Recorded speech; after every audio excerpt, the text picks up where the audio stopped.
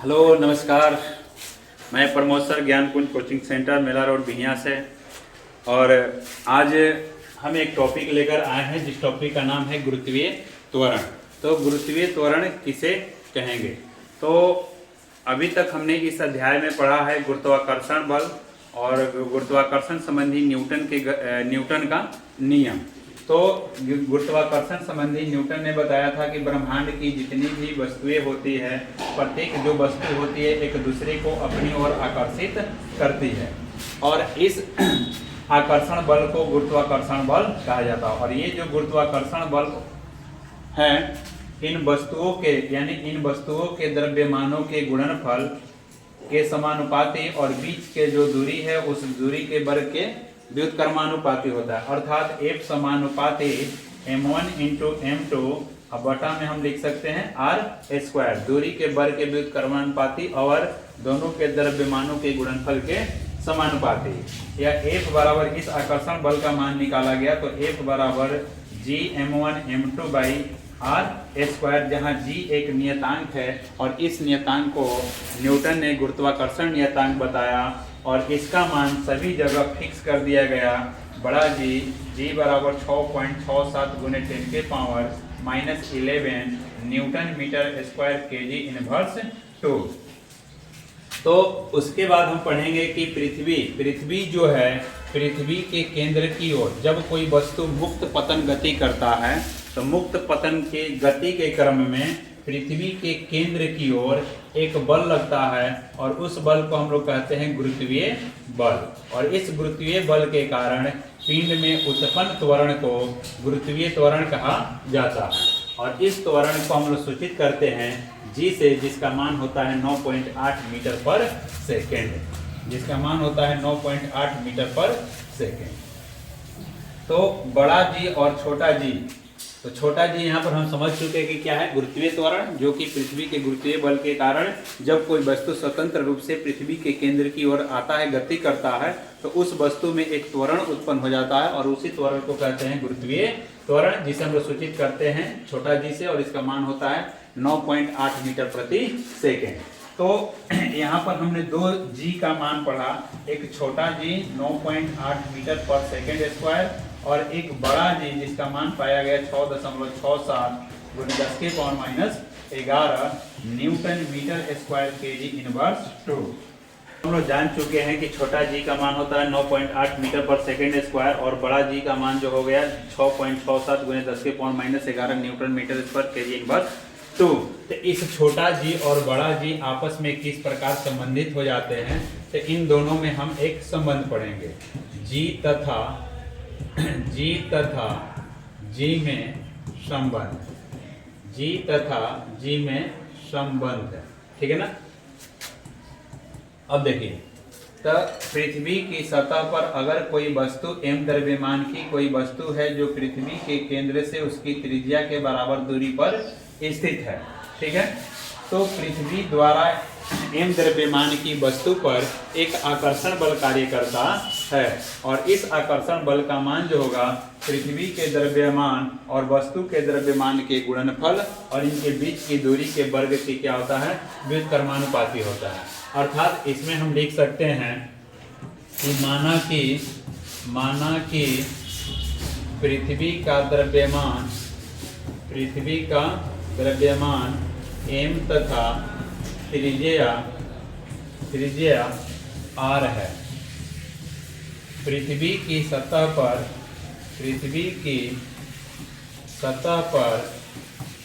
m द्रव्यमान की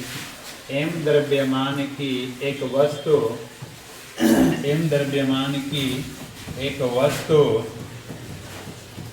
को बिंदु मान लेते हैं, बिंदु A पर, इसको बिंदु हमने A मान लिया और केंद्र O मान लिया, बिंदु A पर रखा गया है।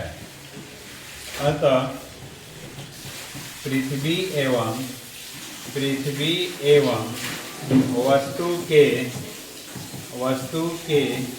बीच आकर्षण बल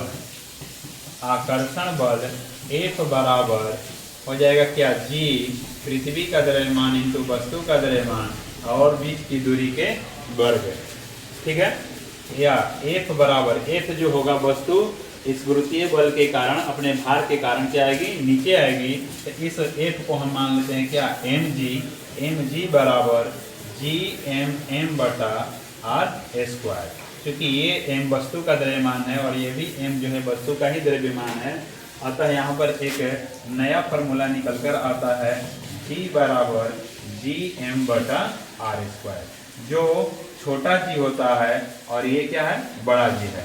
आपस में छोटा g का मान क्या हो जाता है, g बराबर gm बटा r स्क्वायर, जो कि एक दूसरे से इस सूत्र के रूप में जुड़े हुए होते हैं, एक दूसरे से इस प्रकार संबंधित होते हैं, ठीक है। अब हम जानेंगे पृथ्वी के द्रव्यमान और घनत्व। तो पृथ्वी का द्रव्यमान कितना होता है और उसका घनत्व कितना होता है, ठीक है ना। तो सबसे पहले हम मानेंगे कि यह m द्रव्यमान की जो है एक क्या है, पृथ्वी है, जिसकी त्रिज्या जो है क्या है, r है, घनत्व इसका क्या है, रो है, और आयतन क्या है, v है। और पृथ्वी की केंद्र से r दूरी पर यानी पृथ्वी की त्रिज्या के बराबर पृथ्वी की सतह पर एक m द्रव्यमान की वस्तु रखी हुई है। तो जब m द्रव्यमान की वस्तु रखी हुई है तो पृथ्वी और उस m द्रव्यमान की वस्तु के बीच एक आकर्षण बल कार्य करता है, और उस आकर्षण बल को हम कहते हैं क्या, गुरुत्वाकर्षण। उस आकर्षण बल को क्या कहेंगे, गुरुत्वाकर्षण कहेंगे। तो माना कि m द्रव्यमान की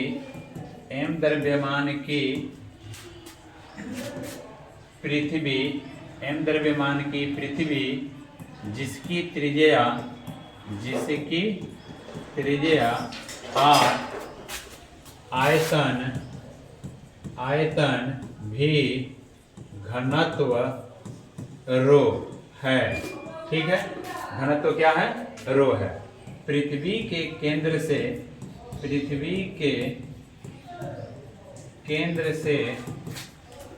r दूरी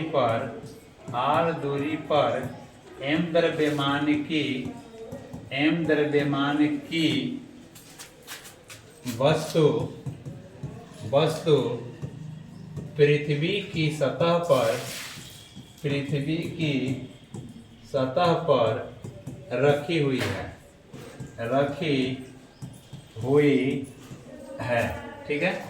तो रखी हुई है, तो पृथ्वी एवं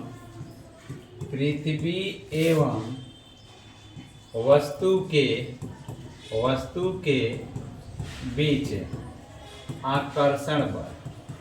तो बस पृथ्वी एवं वस्तु के बीच आकर्षण बल एक बराबर लिख सकते हैं क्या, F बराबर gmm बटा r स्क्वायर। और यह जो आकर्षण बल होगा वस्तु के भार के क्या होगा, बराबर होगा, अर्थात F बराबर mg/gmm बटा r स्क्वायर।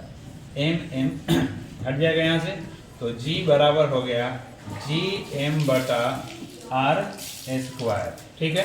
इसे हम मान लेते हैं इक्वेशन 1। चूंकि हम जानते हैं कि क्या जानते हैं कि जो g होता है पृथ्वी पर स्थित वस्तुओं के लिए 9.8 मीटर पर सेकेंड स्क्वायर, g का जो मान होता है, बड़ा g का सार्वत्रिक गुरुत्वीय नियतांक का 6.67 गुने 10 के power -11 newton metre square kg inverse 2, ठीक है। और r का मान, r बराबर 6.37 गुने 10 के पावर 6 मीटर एक क्या किया गया है, निर्धारित किया गया है। तो इन सब का मान हम क्या करेंगे, समीकरण 1 में रख देंगे, ठीक है ना। तो g बराबर gm बटा r स्क्वायर, तो हमें किसकी वैल्यू निकालनी है, m की वैल्यू निकालनी है। तो m बराबर हो जाएगा gr स्क्वायर बटा